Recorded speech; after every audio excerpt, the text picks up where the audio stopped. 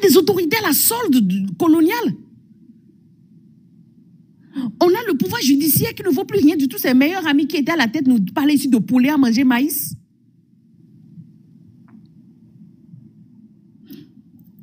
Des ministres qui vont devant la magistrature suprême aujourd'hui pour représenter. Je ne sais même pas de quoi on parle.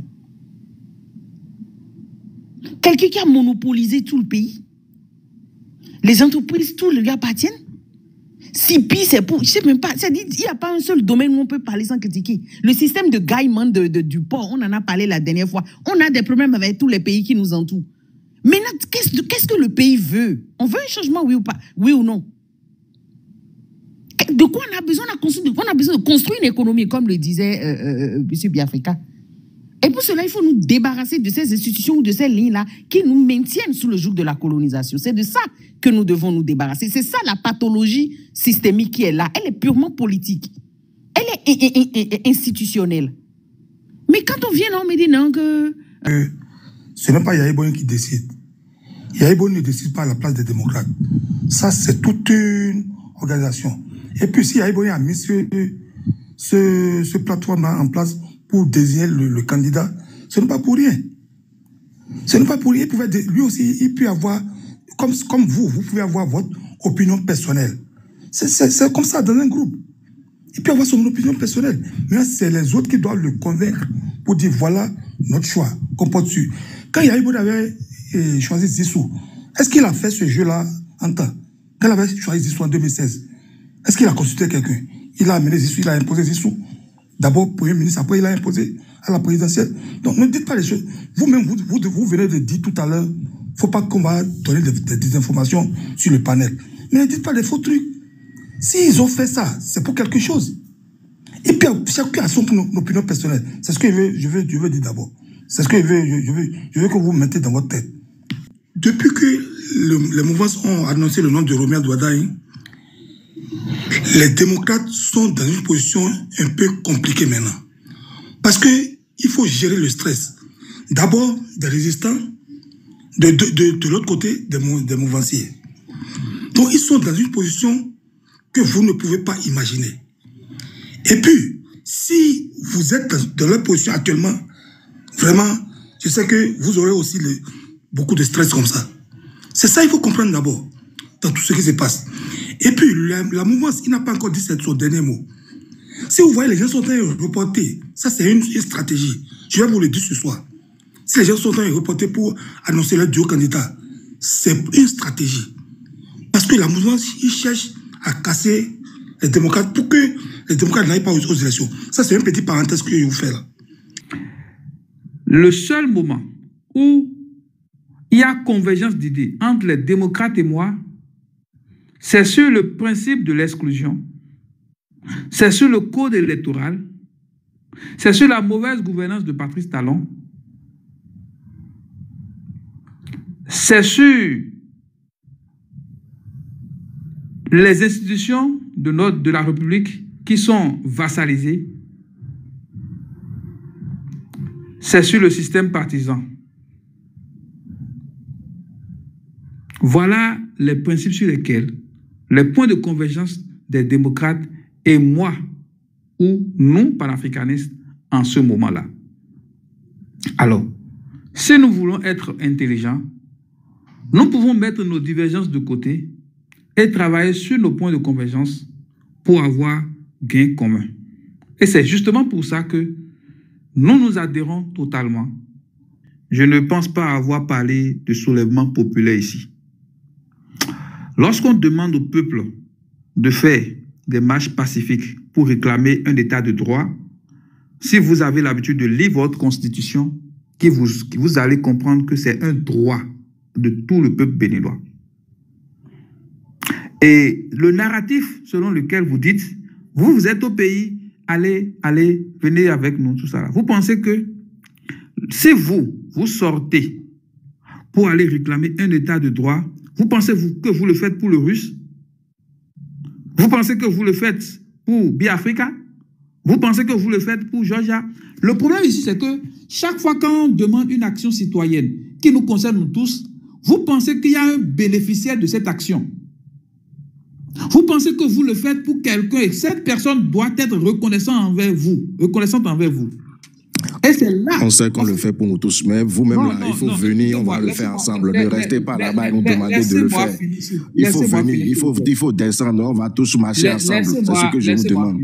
Laissez-moi finir, s'il vous plaît. Laissez-moi finir. Vous avez posé beaucoup de questions. En réalité, si le système partisan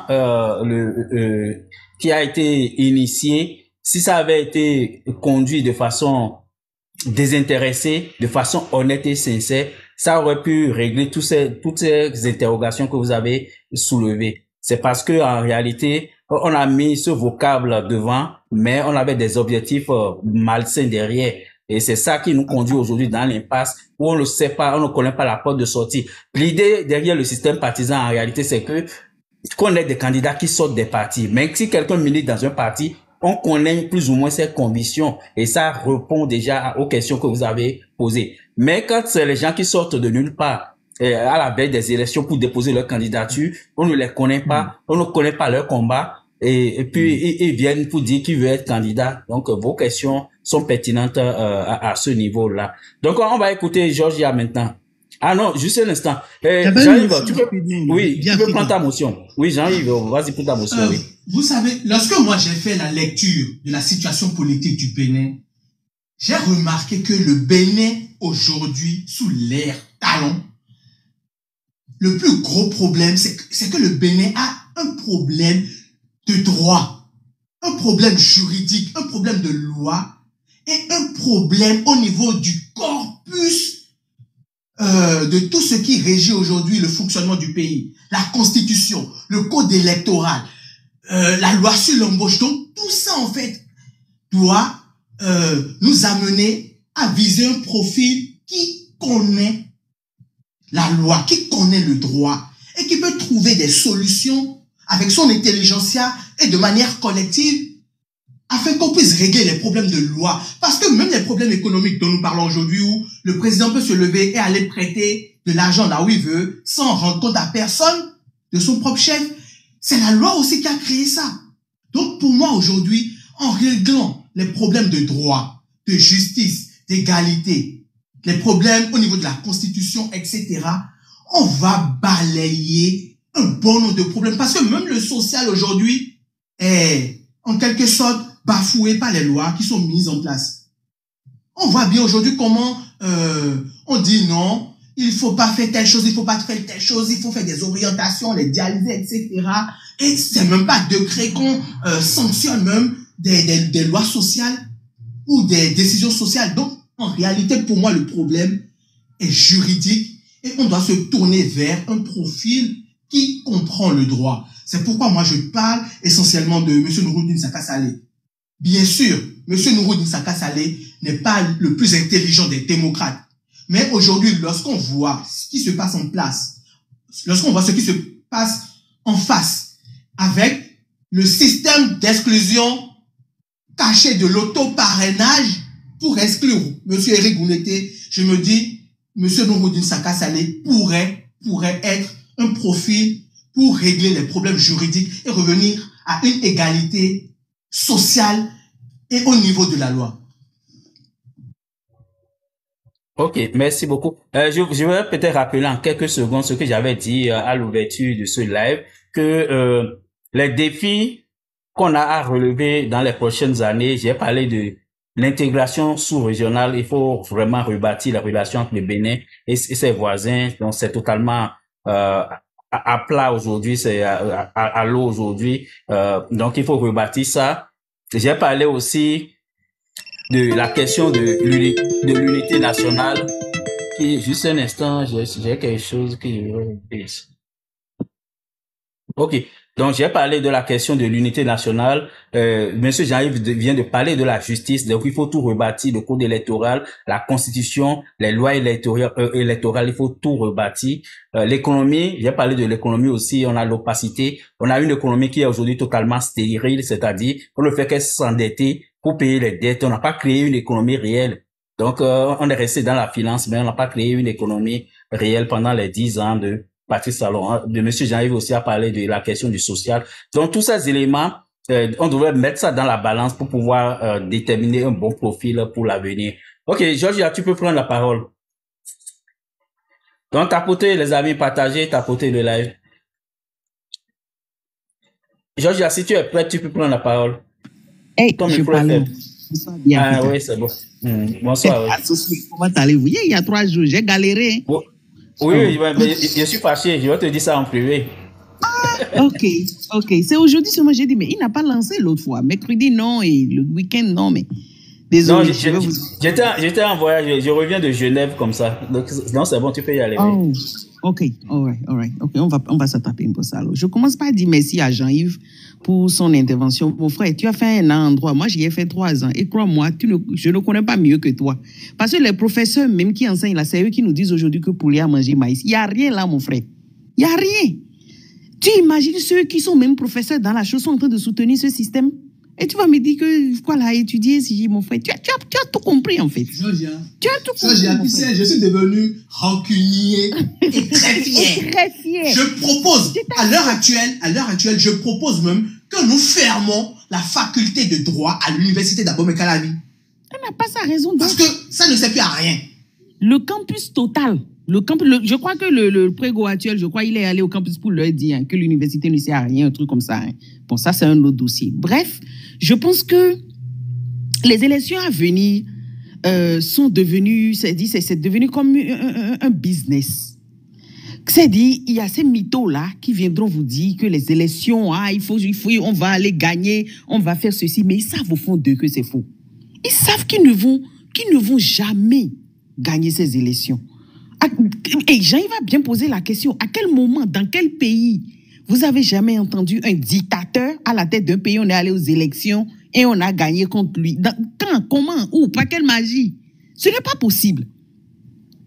Les gars, nous avons soif d'un changement. Nous en avons marre de ce business qui a commencé en 1990 avec la conférence des forces vives financée par la France. Nous en avons marre, tout simplement. Parce que ça tourne en rond. Vous voulez une alternance? Alternance simplement, les gars. Alternance qu'on est en train de faire depuis 90, on est où? On est allé où? De quoi on parle? Le dictateur endurci ceinture noire, là. C'est ça que tu veux me reprocher, mon frère? Je parle de talent. On le sait, au fait.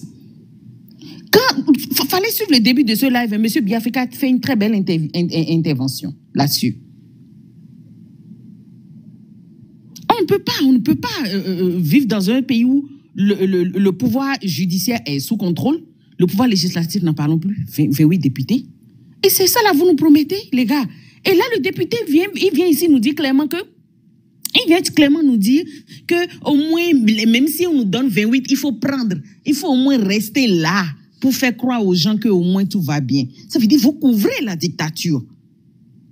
Et on a proposé ici, les gars, unissons nos forces en tant qu'opposition. Ces gens ne tiendront pas 5 minutes. Mais non, les traites préfèrent quand même... J'ai une motion pour... Mais il ne faut pas me couper. Quand tu tapes sur le panafricanisme ici, bébé, on sait tuer. Monsieur, c'est ton tour. Tu vas supporter. Hein? Chez Coco, faut te taire. Fais ton micro. Il n'y a pas de louper aussi. Je suis en train de guider mon temps. Les gars, c'est du business. C'est du business, les gars font avec ça. Actuellement, vous déposez les dossiers 25 millions, on ne vous prend pas, on vous retourne 20 millions. C'est-à-dire le business, c'est 5 millions par tête. Faites 5 millions fois 35. Vous devez trouver quelque chose de 175 millions ou quelque chose comme ça. Millions, c'est-à-dire on met dans la poche comme ça, on bouffe cadeau. C'est ça le business derrière la chose. Ils savent qu'il n'y a rien là. Ils vont y en mais il n'y a rien là, les gars. Si c'est alternance, on fait alternance depuis combien d'années? Qu'est-ce qui a changé? On a des autorités à la solde coloniale. On a le pouvoir judiciaire qui ne vaut plus rien du tout. Ses meilleurs amis qui étaient à la tête nous parlaient ici de poulet à manger maïs.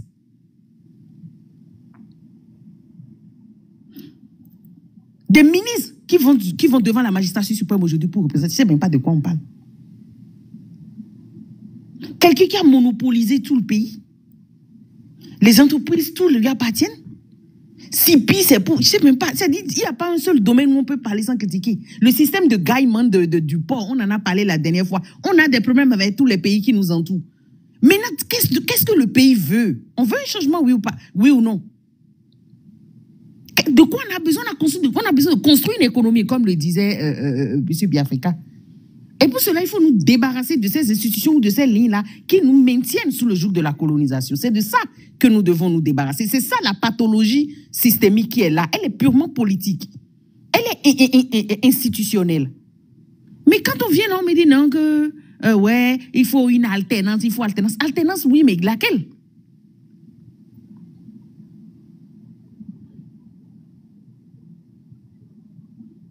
Donc, les gars, s'il vous plaît, disons-nous la vérité. Ce marché-là de 5 millions, il faut arrêter.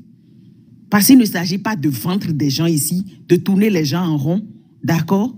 Tantôt ici, c'est telle personne, des idéologies différentes, on mélange tout. Parce que là, quand j'ai appris, par exemple, la dernière fois que M. Daniel Ida, son dossier a été accepté, je suis allé sur la page des démocrates tout de suite.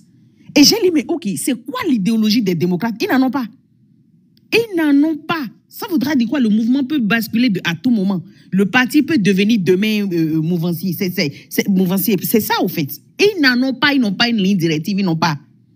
Allez sur le page et lisez. C'est basé uniquement sur des valeurs universelles. C'est de l'universalisme pur et simple. Ça veut dire quoi? Rien ne va changer l'universalisme, c'est le néocolonialisme. C'est la même chose. C'est pour ça que je vous dis, c'est même pipe, même tabac. Des valeurs universelles, oui, mais tant que ce n'est pas emballé dans une idéologie, zébé ou fitia. Ça là, le monde entier le sait. Allez voir les démocrates aux États-Unis. Ils ont leur parti, ils ont leur idéologie en bonne et due forme. C'est le progressisme. Ils sont progressistes. Chez moi, non, il n'y en a pas. On se met ensemble, on collecte 5 millions, c'est tout. Les gars, soyez sérieux. Parlons non sérieux. Arrêtez ça. Arrêtez. C'est de l'hypocrisie pure. C'est de l'hypocrisie pure. Mais dès qu'on doit au Togo, on sait ce que vous allez faire là-bas. Donc, je vous en prie, si vous continuez là-bas, je vais sortir vos vidéos ici. La maison de Yahi au Togo, là, vous allez faire les rangs là-bas là, pour déplacer vos pions là-bas, là, échec et mat, là, il y a une vidéo, laissez d'où on va publier si vous continuez. Je vous préviens, je sais que vous m'écoutez. Merci, M. Biafrika. J'attends mon deuxième round. Non, il faut répondre à ma motion d'abord. Ok, oui, mais un démocrate, oui, 1 minute pour votre motion. Mon cœur, tu sais, Kémy Séba reconnaît tout ce que tu viens de dire là. Que les élections sont perdues d'avance, qu'il n'y a aucune chance contre le président Patrice Talon.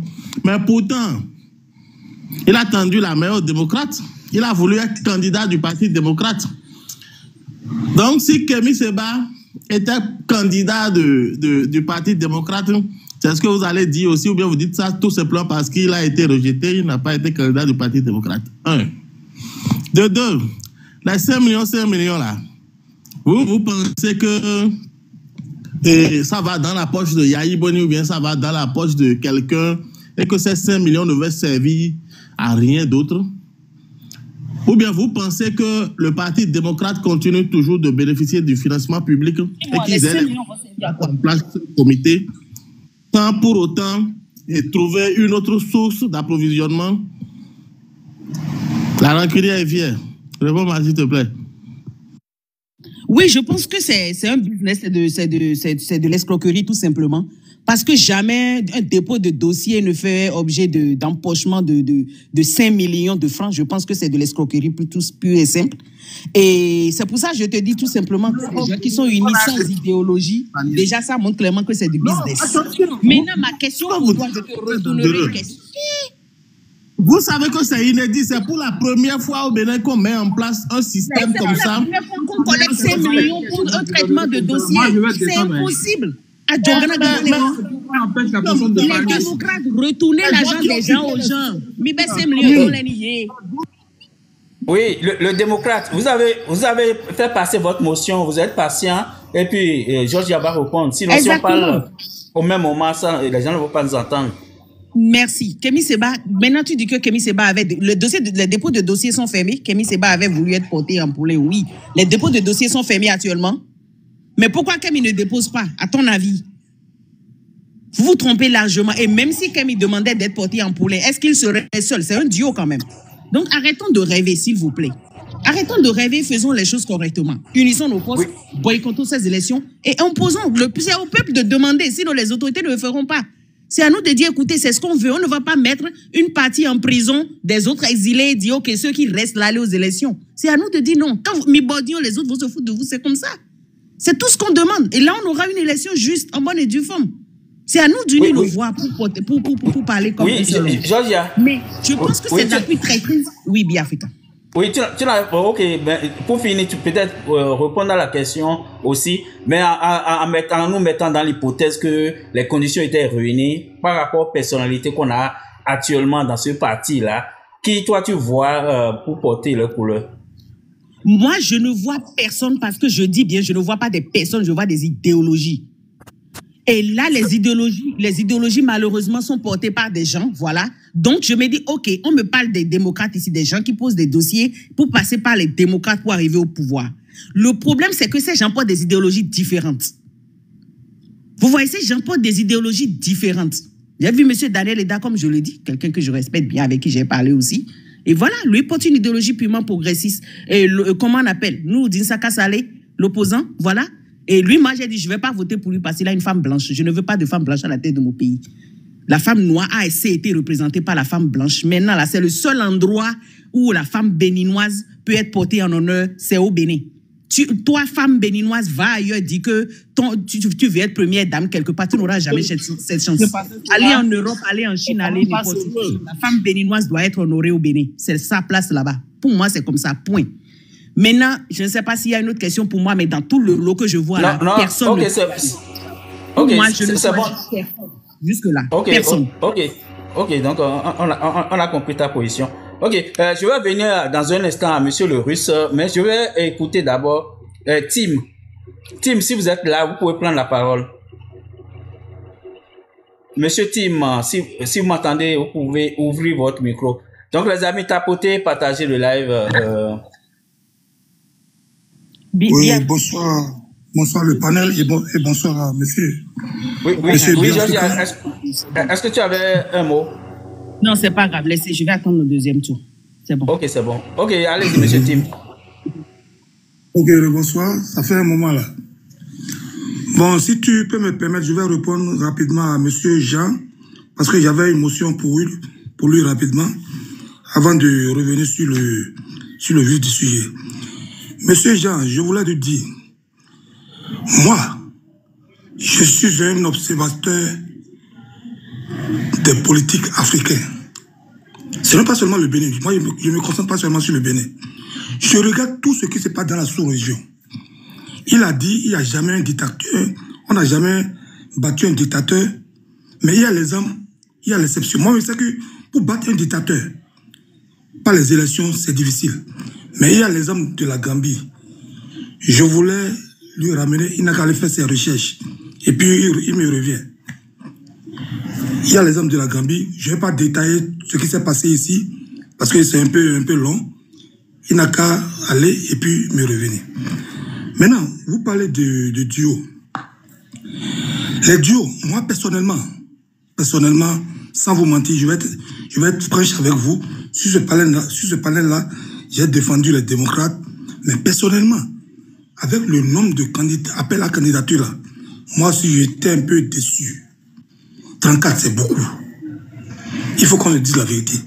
34 là c'était beaucoup. Moi-même je ne m'attendais pas à ce nombre-là. 34 c'était trop beaucoup. Maintenant, vous posez la question, qui peut porter ce couleur des démocrates? Vous savez, depuis que les mouvances ont annoncé le nom de Romuald Wadaï, les démocrates sont dans une position un peu compliquée maintenant. Parce qu'il faut gérer le stress.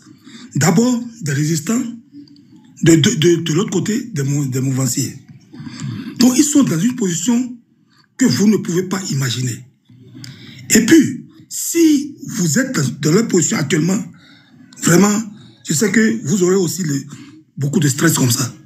C'est ça qu'il faut comprendre d'abord, dans tout ce qui se passe. Et puis, la mouvance, il n'a pas encore dit son dernier mot.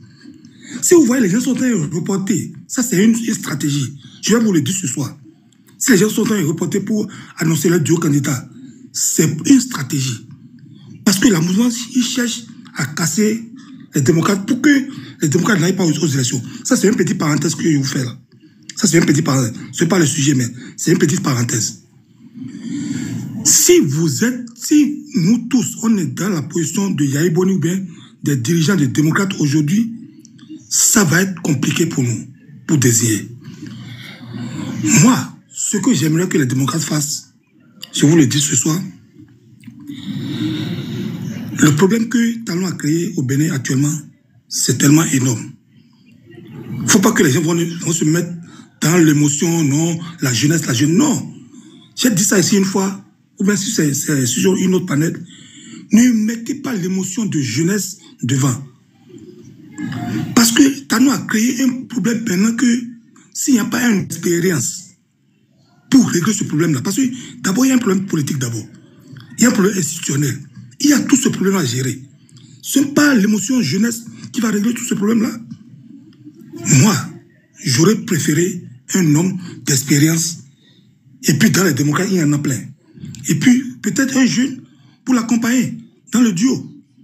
C'est ça que j'aurais préféré. Je ne vais pas citer les noms ici. Mais moi, j'ai mon choix. Mais moi, j'ai dit aussi ici, si les démocrates ils font un choix, je suis obligé de soutenir ça. Je vais le soutenir. Parce que je veux faire partie de cette dictature-là. Le pouvoir qui est en place là, tous ceux qui sont épris de paix, qui aiment vraiment le Bénin, comme ils le disent, ils doivent soutenir les démocrates. Pour faire partie d'abord ce pouvoir qui est en place, et puis après, le reste, on va en discuter. Parce que avec les gens que vous pouvez mettre les choses sur la table, à l'heure là, si les démocrates gagnent, vous pouvez mettre les trucs sur la table, plus avec les démocrates qu'avec la mouvance. Parce que les résistants avec les opposants, ils seront dans les guéguets. Il y a un jeune qui a dit ça sur un panel là, avant-hier ou bien que j'ai suivi. Vigilant, je ne sais pas, oui, je crois que c'est lui. Il a dit, on serait dans cette bataille-là jusqu'à Talon va rester au pouvoir 10 ans, 20 ans, 15 ans. J'ai entendu Georgia tout à l'heure, il dit, il faut boycotter l'élection. Georgia, moi, je vous dis, je respecte votre position, hein. Je respecte parfaitement votre position, mais moi, je vous dis, l'opposition de Talon, c'est sur papier déjà. Les FCBE, c'est l'opposition déclarée par Talon. Et puis, il a ces deux partis. Si vous vous boycottez, tout le peuple bénin boycotte, eux, ils ont leur opposition qu'ils ont sur papier. Et puis c'est avec ça ils vont marcher. Je vous l'ai dit. Je vous ai toujours dit ça. Boycotter l'élection ou pas, Talon, il serait là. Et puis c'est ça qui fait son affaire même. C'est ce que lui-même il veut. C'est pourquoi les guéguerres, résistants, opposants, ça fait l'affaire des mouvanciers, je vous dis. C'est ce qu'eux-mêmes veulent. Et puis en bas, ils sont en train de faire toutes les manœuvres pour que les démocrates n'aillent pas aux élections. Est-ce que vous me comprenez? Ils font toutes les manœuvres pour que les démocrates n'aillent pas aux élections. Et puis si les démocrates aussi décident de boycotter ça, là maintenant, ils ont la voie libre. Maintenant, moi je vais vous dire, pour combattre un dictateur aussi, il faut le pousser jusqu'à c'est-à-dire dos sur le dos dans le mur. Il faut le pousser à bout. Maintenant, s'il est coincé maintenant, là, les dialogues que vous voulez là, il est obligé de faire le dialogue. Il serait obligé, mais si vous êtes là, résistant, ça veut dire quoi? Résistant, ça veut rien dire. On boycotte, on est là, on ne participe pas. Ça veut rien dire. Il faut les gens pour tenir tête à un dictateur. Maintenant, s'il se retrouve dos au mur maintenant, il serait obligé de convoquer une assise nationale. C'est ce que vous voulez. Mais si on est dans notre coin, on boycotte, on ne participe pas, on ne fait rien, on est là, on les regarde, résistant. Talon, il a déjà son opposant, son parti d'opposition, c'est déjà sur papier. Et puis c'est calé. Tout le monde le sait. C'est ce que je veux rappeler. Et puis j'ai toujours rappelé ça. J'ai toujours dit ça sur les jeunes. C'est-à-dire, les jeunes, ils racontent ce qu'ils ne maîtrisent pas. C'est ce que moi j'ai compris aujourd'hui. Les gens racontent ce qu'ils ne maîtrisent pas. Il faut observer la politique. Il faut observer la politique. Oui, je vais ajouter. Il faut observer la politique pour voir ce qui est bon pour ton peuple. Je vais donner une petite exemple rapidement. Moi, j'ai toujours donné l'exemple du Sénégal. Quand le président qui est là actuellement, personne ne le connaissait. Les Sénégalais ne le connaissaient pas. C'est Sonko, tout le monde connaissait. Mais quand ils ont recalé Sonko, il a positionné celui-là. Sans taper, sans celui-là. Donc ça fait que ce que les démocrates sont en train de faire actuellement, c'est un jeu dangereux. Mais moi, je les comprends. Il faut me mettre à leur place. Je m'en arrête là. J'aimerais en une seconde, en une minute, répondre par rapport à la Gambie. Vous savez, en Afrique, moi aussi je suis la politique, la géopolitique, jusqu'en Sibérie orientale. Demandez même aux Russes, il vous dira que je suis même ce qui se passe là-bas. Vous savez, en Afrique, les dictatures tombent à une seule condition. Lorsqu'elles ne sont plus soutenues par l'oligarchie européenne et américaine. Le cas de la Gambie, c'est parce que la Grande-Bretagne et la France n'étaient plus derrière le dictateur en place. Et ils ont remplacé la dictature par une autre dictature. Simplement. Même quand on a vu au Gabon le Bongo tomber, c'est parce qu'il n'était plus soutenu par la France. Et aujourd'hui, on voit très bien que le président en place fait fait ce qu'il faut pour mettre la France dans de bonnes conditions au Gabon. On voit combien les Français peuvent payer le carte de séjour par rapport à ce que les Africains peuvent payer. Donc, on sait très bien que Ouattara, il est soutenu par la France. Paul Biya, M. Patrice Talon, au Togo, par le sanguinaire fort. Donc, en fait, tant qu'on voit la France dans son soutien, on ne peut pas débouter le pouvoir en place au Bénin. Sauf si on a un panafricain qui vient déconstruire l'autorité française dans la tête des populations béninoises. Donc, jusqu'à présent, moi, je n'ai pas encore vu une seule dictature en Afrique tomber. Je n'ai pas encore vu ça. Ok, merci, monsieur Jean-Yves. Ok, monsieur le Russe peut prendre la parole maintenant. Les amis, tapotez le live. Vous ne le tapotez pas assez. Tapotez, partagez le live. Donc, le Russe, si tu es prêt, tu peux prendre la parole. Si tu me permets, je veux dire à Jean. Non, mais monsieur Tim, on va permettre au Russe. Le Russe était même là avant vous. Donc, je vous ai mis en priorité. Juste pour équilibrer le débat. Oui, on va écouter le Russe. Alors, bonsoir, chers amis, et bonsoir, Biafrika. Biafrika. Je ne t'avais pas vu, bonsoir. Bonsoir, oui, Georgia. Biafrika, sans chercher à m'imposer à toi, je voudrais que dorénavant, dans ce live, nous pouvons, information, ce n'est pas ça. Et tu donnes la meilleure information et on doit aussi, certaines personnes, ce narratif où on raconte chaque fois, est-ce qu'on va boycotter les élections comme on l'a fait en 2021, en 2019? Il n'y a jamais eu boycott des élections, ni en 2019, ni en 2021, ni en 2023. Il y a eu exclusion.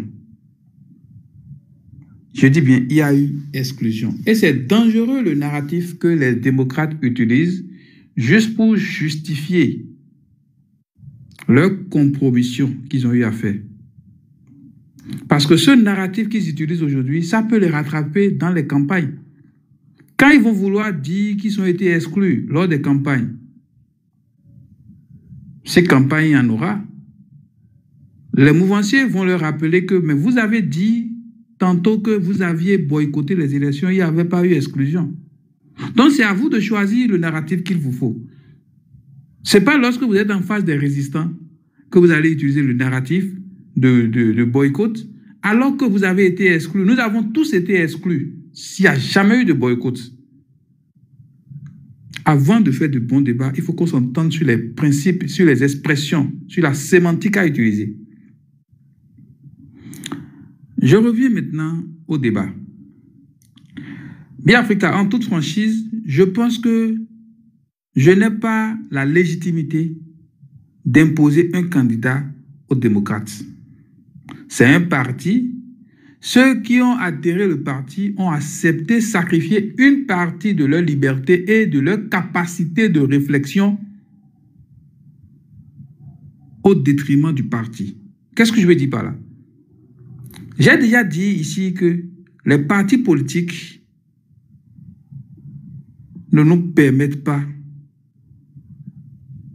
d'étendre notre réflexion. Parce que nous avons le devoir de discipline. Ce qui est normal. Soit vous choisissez de rester dans un parti et de rester discipliné, soit vous ne restez pas dans un parti politique. Soit carrément, si vous pensez que vous avez une idéologie contraire au parti, vous allez créer votre parti politique et là, vous développez votre idéologie. L'idéologie, d'ailleurs, il n'y en a même pas au niveau des démocrates. L'idéologie des démocrates ne cadre pas avec moi, mais mon idéologie, ni mes valeurs, ni mes principes. Le seul moment où il y a convergence d'idées entre les démocrates et moi, c'est sur le principe de l'exclusion, c'est sur le code électoral, c'est sur la mauvaise gouvernance de Patrice Talon, c'est sur les institutions de la République qui sont vassalisées, c'est sur le système partisan. Voilà les principes sur lesquels les points de convergence des démocrates et moi, ou nous, panafricanistes, en ce moment-là. Alors, si nous voulons être intelligents, nous pouvons mettre nos divergences de côté et travailler sur nos points de convergence pour avoir gain commun. Et c'est justement pour ça que nous nous adhérons totalement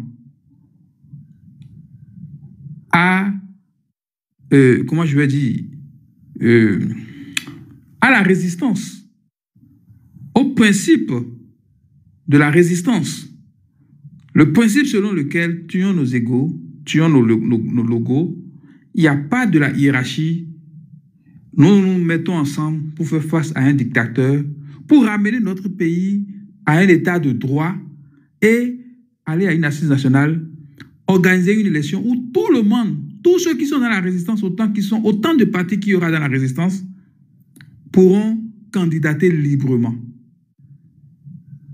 C'est justement ce qui fait qu'aujourd'hui, les démocrates ont du mal à imposer un candidat. Et vous allez voir, c'est parce que d'abord le système partisan est mal conçu, est mauvais.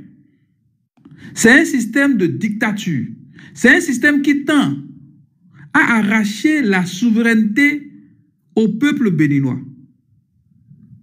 De quel droit une caste de la République vont décider de qui ou qui serait candidat au Bénin?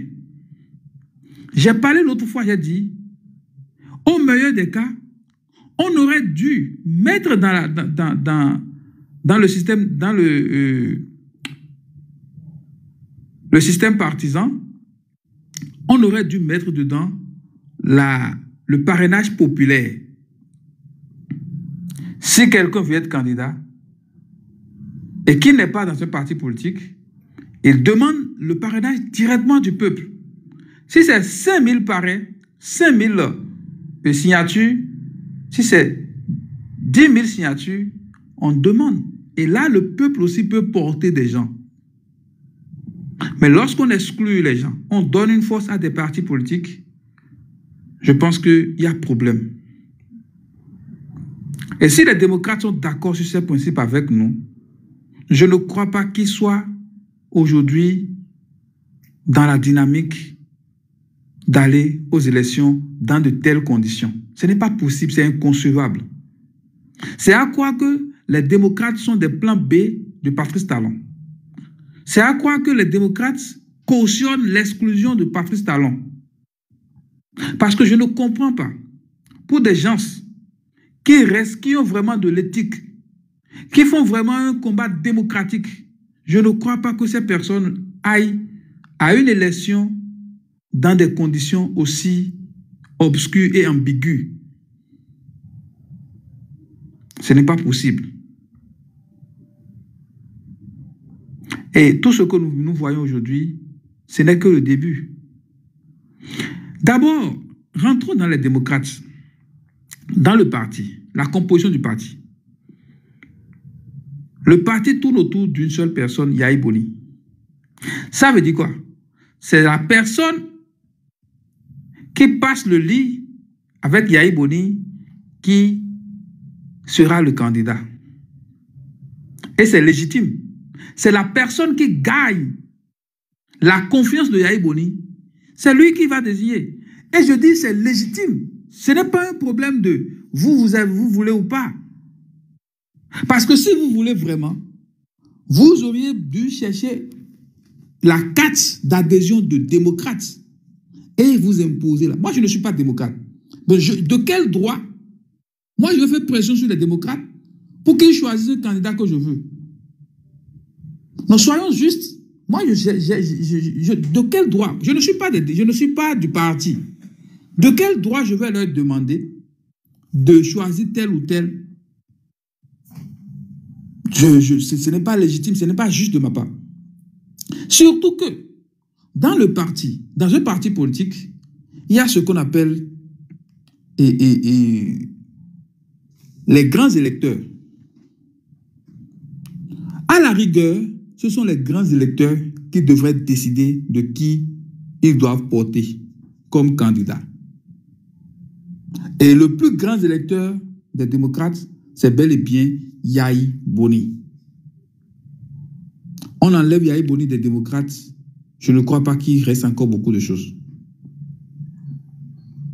Donc, que vous veuillez ou pas, c'est lui qui va décider. Or, on nous chantait le système partisan. Dans un bon système partisan, où la démocratie est au cœur, normalement, ça devrait être des primaires qu'on devrait organiser. Donc, les partis politiques continuent toujours d'être la propriété des individus.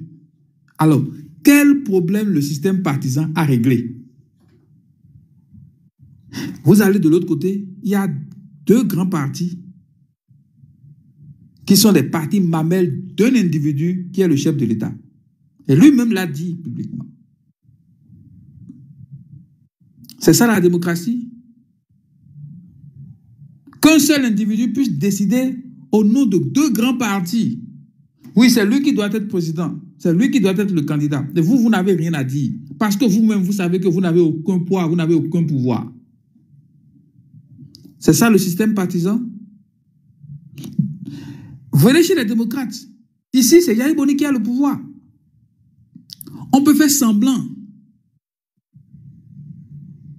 On peut faire semblant. Oui, deux partis à idéologie contraire, mais lui-même a dit qu'ils ont les mêmes idéologies. Le président l'a dit qu'ils ont les mêmes idéologies. Mais sur le papier, c'est des idéologies différentes.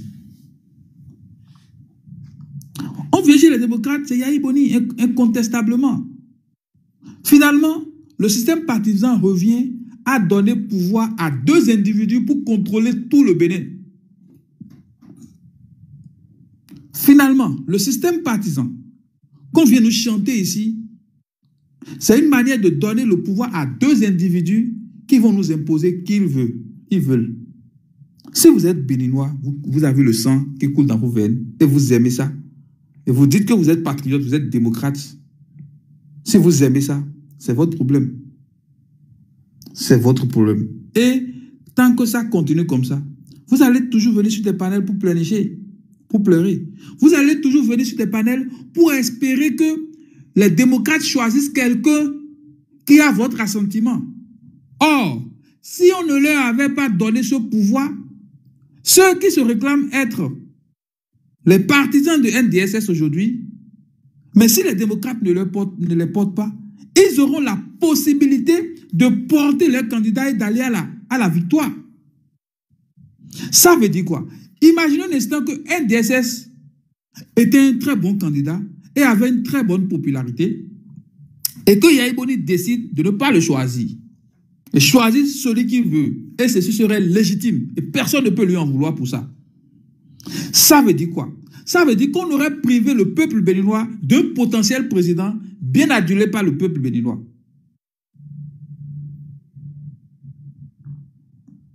C'est justement pour ça que tous ceux qui sont allés déposer candidature chez les démocrates là, normalement, ils n'ont rien à dire après la sélection de Yahya Boni. S'ils sont vraiment démocrates, ils doivent se taire. Si Yahya Boni dit que c'est Is ils doivent se taire, suivre la rigueur et respecter la discipline du parti. Sinon, ils ne sont pas démocrates. Vous ne pouvez pas choisir aller dans un jeu dont vous savez que les règles sont biaisées. Et après, quand on ne vous choisit pas, vous allez commencer par crier. Donc, les 34 candidats à la candidature des démocrates, quel que soit le choix que Yahya Boni va faire, ils sont censés respecter ce choix. Ça, c'est un. Deux, les démocrates eux-mêmes, s'ils s'entêtent, malgré l'avertissement des résistants, à aller à une élection dont les jeux sont pipés d'avance, à une élection dont eux-mêmes, ils ont déjà dénoncé les règles du jeu et la partialité de l'arbitre qu'est nos institutions, la Sénat et la Cour constitutionnelle, dès lors qu'ils vont accepter d'aller à cette élection, quel que soit le résultat qu'on va leur donner, ils sont censés respecter ces résultats. Parce que aller à l'élection, c'est dire oui, je suis d'accord, je valide l'arbitre, je valide les règles du jeu. C'est ça. C'est pourquoi nous, les résistants, nous sommes ici, on croise les bras, on est là. Ne venez pas nous pleurnicher, ne venez pas pleurnicher que demain, la Sénat aurait rejeté votre dossier parce que votre dossier ne serait pas complet, ou bien qu'il y a une absurdité, ou bien qu'il y aurait eu une absurdité dans le traitement de vos dossiers. Vous n'avez plus rien à dire. Vous respectez les institutions. Dès lors que vous avez choisi, malgré tous les avertissements, d'aller à cette élection, il n'y a plus à pleurnicher, il n'y a plus à venir demander au peuple, on nous a exclus, on nous a volé la victoire, venez. Non. Vous avez fait un choix, vous assumerez les conséquences. Nous, on croise les bras, on vous regarde. Donc, Biafrika, peu importe ce que Yahya Boni choisisse, nous, ce n'est pas notre problème, on s'en bat les couilles. On s'en fout de ce que Yahya Boni choisit. Mais c'est lui, légitimement, qui a le pouvoir de choisir qui il veut, tel que Patrice Talon l'a fait. Patrice Talon, lui, il a essayé, il a montré son vrai visage, il a été direct. Mais les démocrates ont voulu faire de l'hypocrisie en nous montrant que, bon, eux, ils sont dans un processus démocratique. Mais finalement, le choix va venir, ça va venir de Yahya Boni. C'est simple. Ils ont voulu montrer simplement qu'ils sont différents, c'est de l'hypocrisie. Le choix final, c'est Yahya Boni qui va décider. Ce qui est sûr, les démocrates n'auront pas un candidat que Yahya Boni n'a pas, dont Yahya Boni n'aime pas, ou bien qui est contre. C'est pas possible. Donc, ok, voilà un peu, les amis. Oui, je vais permettre deux motions rapides et puis après, on va donner la parole à quelqu'un. Oui, monsieur Tim, faites votre motion en 1 minute, oui. Bien, super. Ok, merci, monsieur Biafrika. Moi, je voulais dire à monsieur Ruth, tout simplement que ce n'est pas Yahya Boni qui décide. Yahya Boni ne décide pas à la place des démocrates. Ça, c'est toute une organisation. Et puis, si Yahya Boni a mis ce plateforme-là en place pour désigner le candidat, ce n'est pas pour rien. Ce n'est pas pour rien. Lui aussi, il peut avoir, comme vous pouvez avoir votre opinion personnelle. C'est comme ça dans un groupe. Il peut avoir son opinion personnelle. Mais c'est les autres qui doivent le convaincre pour dire voilà notre choix qu'on porte dessus. Quand Yahya Boni avait choisi Zissou, est-ce qu'il a fait ce jeu-là en temps? Quand il avait choisi Zissou en 2016, est-ce qu'il a consulté quelqu'un? Il a amené Zissou, il a imposé Zissou. D'abord Premier ministre, après il a imposé à la présidentielle. Donc ne dites pas les choses. Vous-même, vous venez de dire tout à l'heure, il ne faut pas qu'on va donner des informations sur le panel. Mais ne dites pas des faux trucs. S'ils ont fait ça, c'est pour quelque chose. Et puis, chacun a son opinion personnelle. C'est ce que je veux dire d'abord. C'est ce que je veux que vous mettez dans votre tête. Ok, merci, Biafrika. Biafrika, je peux répondre? Oui, tu peux répondre en 2 ou 3 minutes. Oui. Ok. Et mon cher ami Tim, je ne sais pas ce que je vais vraiment vous dire. C'est pas, je ne connais pas votre âge, je ne connais pas votre expérience en politique, mais je vous en prie, ne soyez pas naïfs. Ne soyez pas naïfs. Vous ne pouvez pas dire que c'est Patrice Talon qui aurait imposé Roumer Wadaï et espérer que Yahya Boni serait démocrate et puis oui, il y a un processus démocratique, oui, là-bas, non, c'est faux. Parce que les mouvanciers aussi vont vous dire, oui, on s'est consulté entre Djogbenou et puis ABT, on a vu les grands électeurs, c'est un processus démocratique, on a choisi Wadaï. Mais vous ne pouvez pas chaque fois reprocher à la mouvance que c'est un seul individu qui a imposé le candidat et penser que ce serait le contraire chez les démocrates. De manière factuelle, c'est Yahya Boni qui a le dernier mot. D'abord, il est le président du parti. Non seulement il est le président du parti, le fait qu'il soit le président du parti lui donne un certain pouvoir de décider. Deuxièmement, il est le poids lourd en termes de popularité du parti. Vous comprenez? Donc, vous pensez que quelqu'un que Yahya Boni n'aime pas du tout.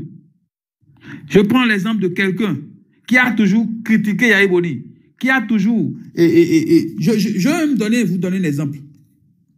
Et que mes détracteurs m'en excusent. Je suis purement dans la science et non dans des attaques personnelles.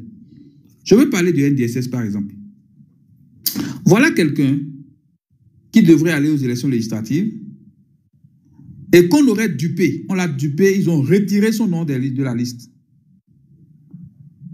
Et selon les indiscrétions, selon les rumeurs, il paraît que c'est au palais. Moi, je n'ai pas la preuve, donc je ne peux pas le dire. Donc, ce qu'il faut dire là, c'est que, puis c'est Yahya Boni, et puis c'était Eric Koundété et autres qui étaient présidents et autres. Donc, ils ne peuvent pas nous dire que c'est le président qui n'est même pas dans leur parti qui aurait retiré Eric Koundété et Guy Mitokwe de la liste des législatives. Donc, en vrai, la responsabilité incombe d'abord au président de ce parti, qui est Yahya Boni, et puis Eric Koundété, Achali et autres. Voilà qu'on a exclu le monsieur NDSS. Et NDSS, lorsqu'il a été exclu, au lieu de consommer sa frustration et de continuer par soutenir son parti, il a eu à faire une déclaration où il dit qu'il ne va pas soutenir le parti, il ne va pas soutenir les élections législatives du parti, qu'il ne fera pas campagne, qu'il va rester en retrait. Il était fâché. Et il est vraiment resté en retrait. Et chaque fois qu'il trouve l'occasion, il critique le parti. Il critique parfois certaines positions du parti. Chaque fois qu'il trouve l'occasion. En plus, il a la possibilité de venir sur les réseaux sociaux pour donner son avis. Il fait beaucoup de choses sur les réseaux sociaux. Il y a quelqu'un qui a même dit qu'il aurait beaucoup d'abonnés sur son compte. Alors, entre ce fils prodige qui a fait à sa tête et quelqu'un comme Eric Koundété, par exemple, qui est resté responsable, fidèle au parti, discipliné au parti, parce que ce que NDSS a fait, les autres aussi pouvaient le faire. Mais que deviendra le parti si tout le monde peut se lever et faire ce qu'il veut, même s'ils n'ont pas de responsabilité? Maître Agbodjo n'avait pas de responsabilité, à ce que je sache, sauf si je me trompe. Mais pourtant, Maître Agbodjo, il est un avocat. Il a à peu près, et il a même plus de parcours juridique qu'un NDSS n'est pas avocat, c'est un juriste. Agbodjo aussi pouvait faire la même chose qu'un NDSS. Plusieurs jeunes aussi pouvaient faire la même chose qu'un NDSS. Maintenant, dites-moi, finalement, après tout ça, NDSS dépose candidature. Vous pensez que dans le cas de Yahya, en tant que d'abord, c'est pas sûr que Yahya aurait digéré tout ce que NDSS aurait fait en son temps. Parce qu'il aurait aimé que s'il y a débat, il devrait y avoir débat où tu n'es pas d'accord de ta position de ton parti, le débat devrait se faire à l'interne. Le débat devrait se faire à l'interne du parti. Cela ne veut pas dire que les autres aussi qui sont là ne sont pas intelligents. Ils ont beaucoup de choses à reprocher au parti, mais pourtant, ils ont respecté la discipline du groupe. Ils ont peut-être ruminé leur frustration, fait le débat à l'interne. Donc, lorsqu'on rentre dans un parti, tu as accepté de sacrifier une partie de ta liberté. Et là, tu dois respecter la discipline du groupe. Maintenant, vous pensez qu'aujourd'hui, Yahya Boni va vouloir faire un choix. Et parce que les autres ont respecté la discipline du groupe et n'ont pas payé quelques jeunes ou bien n'ont pas suscité des jeunes qui sont avec eux pour que ces jeunes viennent sur Internet pour susciter leur candidature. Parce que ces autres sont restés disciplinés. Yahya Boni va dire aujourd'hui qu'il va choisir telle personne parce que lui, il a fait quand même, il y a eu un groupe de pression qui l'aide. Parce que vous venez sur TikTok pour dire, si ce n'est pas NDSS, jamais vous n'allez pas voter. Vous pensez que vous rendez service à Yahya Boni en faisant un choix comme ça? Il fait un mauvais choix comme ça, il va détruire à jamais le parti. Parce que là, c'est comme si on punit les autres pour avoir été... C'est comme si on punissait les autres pour avoir été disciplinés au parti. Pour être resté et discipliné, respecter les règles du parti. Donc, Yahya Boni a vraiment du travail à faire. Parce que s'il fait ce choix, il y aura des problèmes. Ça va créer des frustrations. Ça, c'est forcé. Même si c'est le choix qu'il veut. Le Russe, 30 secondes encore. Voilà, donc, mon cher ami, c'est un peu pour vous dire, ne soyez pas naïfs, les amis. Oh, ok. Ne soyez pas naïfs. Un instant, Biafrika, ne soyez pas naïfs. Quelles que soient les règles qu'on va mettre en place, oui, c'est un processus démocratique, il y a une commission qui décide tout ça là. Je vous assure, le dernier mot revient à Yahya Boni. Ça peut ne pas être visible, mais il y aura sa main invisible pour le dernier mot qu'il a dit. Et l'erreur que j'ai l'habitude de voir dans les commentaires ou bien sur les réseaux sociaux, ou les petits groupes de pression qui sont affiliés à NDSS font, la jeunesse n'est pas un thème de campagne. Ce n'est pas parce que les autres ont choisi un jeune que vous aussi vous allez choisir un jeune. Ce serait incongru. Ce serait absurde. Vous choisissez un candidat qui porte vraiment le parti, qui fédère les forces, qui est accepté quand même par la majorité des grands électeurs du parti. C'est ça le plus important. Donc, il faut qu'on sache raison garder. Merci. Merci beaucoup. Foi en moi, vous pouvez prendre la parole maintenant. Non, juste un instant, un démocrate. Il y a quelqu'un qui lui n'a pas du tout parlé. Je vais lui permettre de prendre sa voiture, de prendre son temps de parole en même temps parce qu'il n'a pas encore dit un mot depuis le début. Ok, allez-y, on vous écoute. Bonsoir. Oui, bonsoir à tous. Bonsoir le panel. Et ma motion pour le Russe est ceci. Comme eux, ils proposent, genre, ils ont dit le soulèvement populaire. Voilà que eux tous, ils sont à l'extérieur. Tous ceux qui sont en train de demander à ce que la population sorte là, eux tous, ils sont à l'extérieur. Et à quelle population ils veulent qu'ils sortent? C'est nous qui allons sortir dans les rues. Faut rentrer, on va sortir ensemble. Ne restez pas là-bas et nous demander de sortir dans les rues, de marcher, tout ça là. Quand ça a eu lieu la dernière fois, ils ont tué des gens, ils ont emprisonné des gens. Jusqu'à présent, ce n'est pas encore résolu. Monsieur Poir, moi, juste un instant. Et vous nous demandez... juste un instant. Est-ce que vous m'entendez? Oui, moi, je n'ai pas encore entendu ce soir, en tout cas, sur ce live, que quelqu'un a demandé des soulèvements populaires. Donc, restons dans le débat ici. Peut-être vous l'avez entendu ailleurs, mais dans le débat qu'on fait ce soir... Laissez-le dire ces bêtises. Laissez-le finir, s'il vous plaît. Pardon. Non, je ne vais pas le... Il va continuer. Je vais juste recadrer le débat, c'est tout.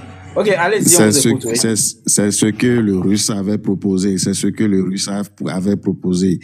C'est ce qu'eux, ils proposent ça. C'est ce qu'ils proposent, il faut lui demander. Biafrika. Bon, dommage, on n'a pas le choix. Parfois, on est obligé de parler avec des personnes qui ne voient pas les choses, qui ne raisonnent qu'à la limite de leur connaissance. Ce n'est pas, c'est peut-être de bonne foi. Alors, mon cher ami, foi en Dieu. Vous savez, je ne pense pas avoir parlé de soulèvement populaire ici. Lorsqu'on demande au peuple de faire des marches pacifiques pour réclamer un état de droit, si vous avez l'habitude de lire votre constitution, vous allez comprendre que c'est un droit de tout le peuple béninois. Et le narratif selon lequel vous dites, vous êtes au pays, allez, venez avec nous, tout ça. Vous pensez que si vous sortez pour aller réclamer un état de droit, vous pensez que vous le faites pour le Russe? Vous pensez que vous le faites pour Biafrika? Vous pensez que vous le faites pour Georgia? Le problème ici, c'est que chaque fois qu'on demande une action citoyenne qui nous concerne nous tous, vous pensez qu'il y a un bénéficiaire de cette action. Vous pensez que vous le faites pour quelqu'un et cette personne doit être reconnaissante envers vous. Et c'est là... On sait qu'on le fait pour nous tous, mais vous-même là, il faut venir, on va le faire ensemble. Ne restez pas là-bas et nous demander de le faire. Il faut venir, il faut descendre, on va tous marcher ensemble. C'est ce que je vous demande. Laissez-moi finir, s'il vous plaît. Laissez-moi finir, s'il vous plaît. Coupez votre micro. C'est la méconnaissance de vos droits. C'est l'éducation, la mauvaise éducation qu'on nous a donnée, qui nous amène à faire ce débat-là. Sinon, on devrait déjà dépasser ce débat. Ailleurs, même un enfant au cours primaire ne va pas faire ce débat avec vous parce que l'enfant comprend la nécessité pour un citoyen de lutter pour ses droits. Vous comprenez? Et les gens comme Steve Amoussou, qui ont pris des risques de dénoncer et qui sont restés loin du pays, qui ont fait des travaux plus nobles que ce que vous vous dites que vous avez fait, et bien qui sont arrêtés là. Est-ce qu'ils se sont plaints à vous? Chacun sert son pays de sa manière et de sa position. Chacun sert son pays de sa manière et de sa position. Mais si vous devez penser que ils ne sont pas venus, moi je ne le fais pas. C'est votre problème. C'est notre problème à nous tous.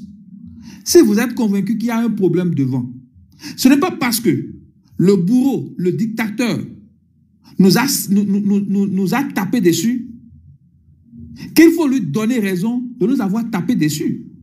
Parce que lorsque vous dites qu'on est sorti, on nous a tiré dessus, on nous a tapé, et que vous ne voulez plus sortir, ça veut dire que le dictateur a eu raison de vous, il vous a domestiqué. C'est comme un enfant à qui on a frappé l'enfant pour dire, ne fais plus ça. Or, ce que tu fais, c'est une bonne chose que tu faisais. C'est le dictateur qui a tort de tirer sur vous.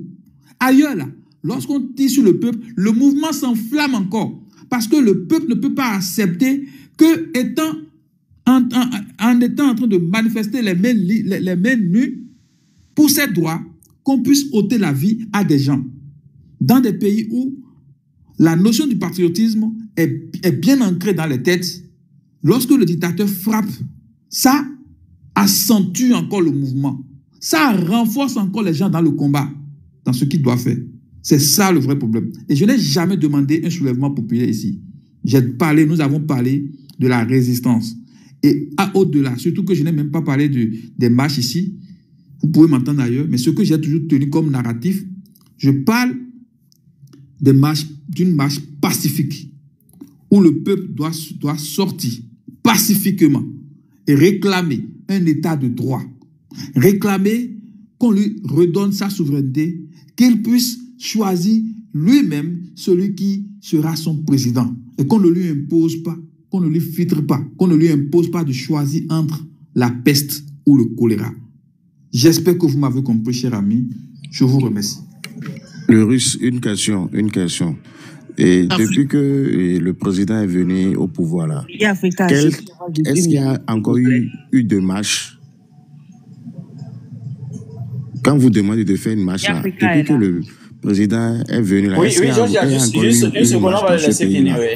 Il n'avait pas pris son temps de parole, oui. Non, je voulais ajouter quelque chose à ce que le Russe disait, quoi, en fait. Ok, oui, vas-y alors.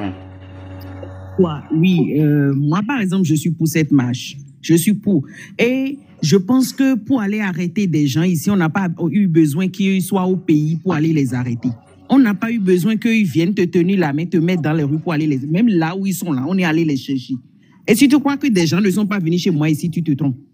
Donc, si tu penses que c'est nous qui devons venir tenir ta main pour que tu ailles faire cette bêtise d'élection en sachant très bien dans ta tête que tu ne le gagneras pas, et que toi-même, tu as le droit de dire, je vais aller voter, mais aujourd'hui, tu dois payer 5 millions gratuits pour ça, ou clairement te taire jusqu'à 3 mois, 4 mois des élections avant de pouvoir le faire. Si tu penses que tes droits ne sont pas volés, ne sont pas violés, et que tout va bien, mais reste là. Reste là alors. Vas-y, continue ton cinéma. Parce qu'on dit ici qu'on est en train de tourner en rond, que c'est le même système, c'est comme un serpent qui se mord la queue, c'est le même système cyclique, et que nous devons unir nos forces pour le faire. C'est tout ce qu'on te demande. Dans aucune révolution, tout le pays s'est tenu la main, we are the world, pour aller lutter. Non. Dans aucun pays, ce n'est fait comme ça. Au Mali, il y a des régions où les gens ne sont jamais sortis. Pourtant, il y a eu cette révolution. Au Burkina, il y en a eu. Il y a des gens qui sont montés dans le live de Russe la dernière fois, ils ont dit qu'ils sont prêts. Maintenant, si toi, tu es si fainéant que ça, tu ne veux pas sortir, ou si tu penses dans ta tête que non, c'est déjà une trop violence que de dire faisons une marche pacifique alors que la Constitution le prévoit, t'es bien bon. Là, garde ta position, c'est ton problème. Personne ne te force. Merci bien, Africa. Oui, Georgia, pour conclure ce que tu as dit, je vais dire à M. Foi en Dieu que allons dans l'hypothèse où tu penses que nous sommes à l'extérieur et toi, tu serais dans le pays. Ça veut dire en réalité, toi, tu es même plus victime que nous. Mais nous, on se plaint plus de ton cas. C'est-à-dire, toi, tu es dans le pays, tu subis beaucoup plus les injustices. Et tu restes là. Et nous, on subit, on a de mal pour toi. On se bat pour toi. Et voilà, tu nous remercies en monnaie de singe. Tu penses que Georgia et les enfants de Georgia ont forcément besoin de quoi se nourrir? Elle est bien là où elle est. Elle n'a pas de problème. Mais on n'a qu'une seule patrie. On n'a qu'un seul pays. C'est au nom de cela que nous continuons toujours de nous battre pour notre pays. Et je vais te dire ceci. C'est Thomas Sankara qui l'a dit. L'esclave qui n'est pas capable d'assumer sa propre révolte ne mérite pas que l'on s'apitoie sur son sort. Cet esclave répondra seul de son malheur s'il se fait des illusions sur la condescendance suspecte d'un maître qui prétend la franchir. Seule la lutte libère, mon cher ami. Ne vends plus la peur. Si tu n'es pas capable de sortir, tu n'es pas capable de réclamer tes droits, ne décourage pas les autres. Merci. Ok, Laurus. Démocrate, prends ta motion et puis après, il y a monsieur le roi qui n'a pas encore parlé. Ok, démocrate, allez-y.